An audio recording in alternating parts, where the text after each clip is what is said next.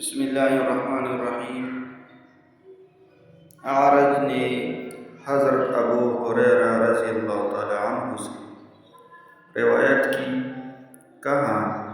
رسول اللہ صلی اللہ علیہ وسلم نے چاند کا تذکرہ کیا اور فرمایا، جب تم اسے دیکھ لو تو روزے رکھو، اور جب تم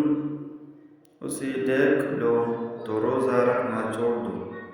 اور اگر تمہارا مطلع اوپر آلود